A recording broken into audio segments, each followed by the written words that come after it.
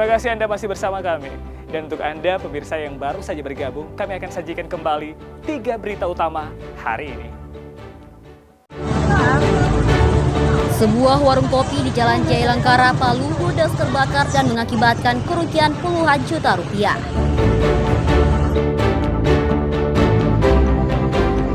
Pemadaman bergilir terjadi di Kota Palu dalam sepekan terakhir dan disebabkan kerusakan jaringan listrik.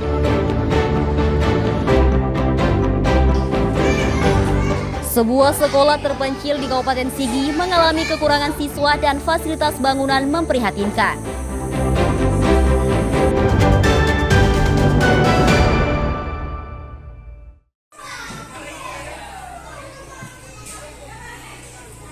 Sarana pendidikan di Kabupaten Sigi masih banyak yang kondisinya memprihatinkan.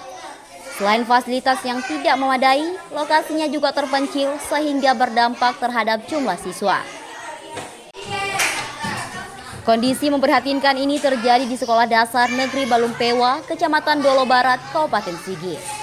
Sekolah yang berada di pelosok desa ini terus mengalami penurunan jumlah siswa. Hingga kini tercatat hanya sebanyak 60 siswa di sekolah tersebut. Berkurangnya jumlah siswa tersebut terjadi selain karena lokasinya yang terpencil, juga karena fasilitas yang tidak memadai.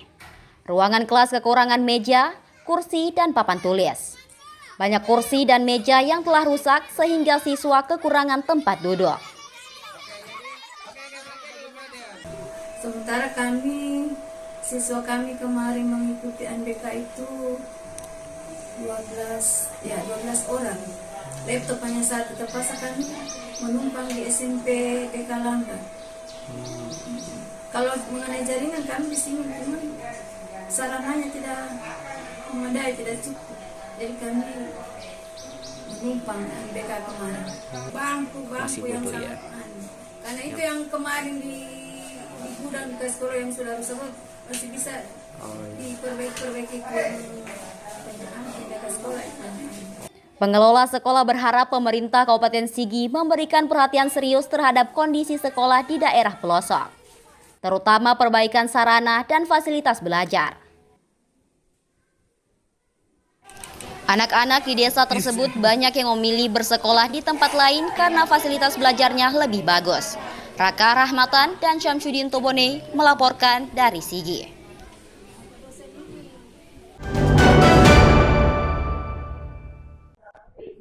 Ampana 20. Belah-belah gitu. Hingga kini, Palang Merah Indonesia Sulawesi Tengah masih kesulitan memenuhi stok darah. Tingginya kebutuhan daerah dan luasnya wilayah jangkauan menjadi penyebab utama kurangnya stok darah. Setiap hari, Palang Merah Indonesia Sulawesi Tengah membutuhkan minimal 100 kantong darah. Darah tersebut tidak hanya digunakan untuk pasien yang berada di Kota Palu, tapi juga di sejumlah rumah sakit yang ada di kabupaten, seperti Sigi, Donggala, dan Parigi Motong. Untuk membantu kekurangan stok darah itu, jajaran Polda Sulawesi Tengah Rabu pagi menggelar aksi sosial dan kemanusiaan berupa donor darah. Kegiatan ini menjadi bentuk nyata kepedulian Polri terhadap sesama sekaligus mempererat hubungan kemanusiaan antara kepolisian dengan masyarakat. Kegiatan yang berlangsung di kantor Palang Merah Indonesia Sulawesi Tengah tersebut diikuti personel dari berbagai satuan kerja di lingkungan Polda Sulawesi Tengah dan juga masyarakat. Mereka secara sukarela mendonorkan darahnya sebagai wujud kepedulian terhadap masyarakat yang membutuhkan. Untuk memperingati HUT ke-74 Humas Polri, kegiatan ini juga menjadi wujud nyata kepedulian Polri terhadap masyarakat. Kami berharap kegiatan sosial seperti ini dapat terus berlanjut karena setes darah yang disumbangkan sangat berarti bagi keselamatan sesama dan mencerminkan semangat Polri, humanis harapan masyarakat. Pihak Polda Sulawesi Tengah menargetkan 400 kantong darah dari kegiatan tersebut. Darah yang terkumpul akan diserahkan kepada PMI Sulawesi Tengah. Donor darah ini juga melibatkan sejumlah warga setempat. Mereka senang bisa berkontribusi dan menyumbang darahnya untuk membantu kesulitan yang dialami Palang Merah Indonesia Sulawesi Tengah. Saya bersyukur bisa berpartisipasi untuk mendonorkan darah saya buat sesama kita yang membutuhkan. Harapan saya dengan adanya gagasan yang diadakan oleh Polda Sulteng dan jajarannya ini akan selalu diminati. Pihak PMI Sulawesi Tengah terus mengajak berbagai instansi untuk melakukan kegiatan donor darah. Selain itu, menyiapkan lokasi khusus di Kota Palu untuk menerima pendonor darah setiap minggu. Syamsuddin Tobone melaporkan dari Palu.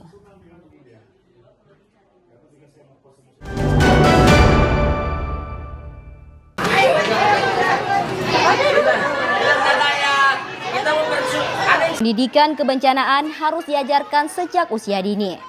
Anak-anak harus diberikan edukasi mitigasi bencana, apalagi tinggal di daerah rawan bencana seperti Lembah Palu. Sebanyak 50 anak usia dini mengunjungi kantor pencarian dan pertolongan Kota Palu. Kegiatan ini bertujuan selain untuk mengenalkan fungsi dan tugas Basarnas, juga membangun kesadaran anak-anak terhadap pentingnya keselamatan. Kegiatan ini diawali dengan pemutaran film animasi tentang tugas dan fungsi Basarnas. Dilanjutkan dengan animasi gempa bumi yang mengajarkan langkah-langkah penyelamatan diri. Anak-anak juga diajak mengikuti simulasi sederhana dan pengenalan peralatan SAR air seperti perahu karet, dayung, serta penggunaan pelampung sebagai alat keselamatan di perairan.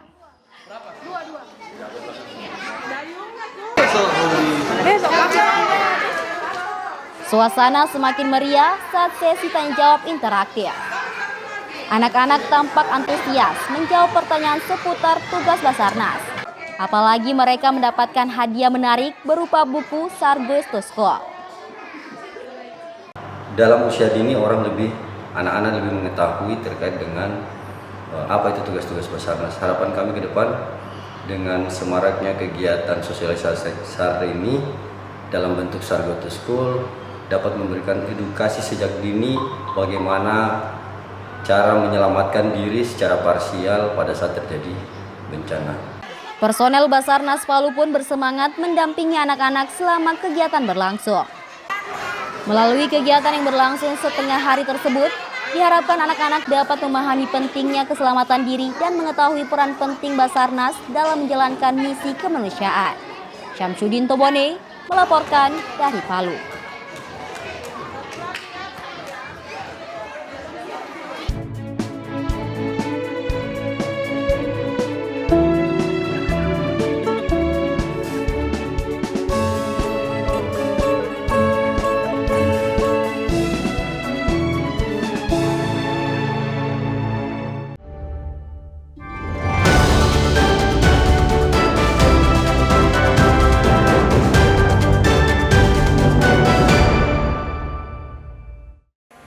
Informasi tadi mengakhiri kebersamaan kita di Berita Sultan hari ini.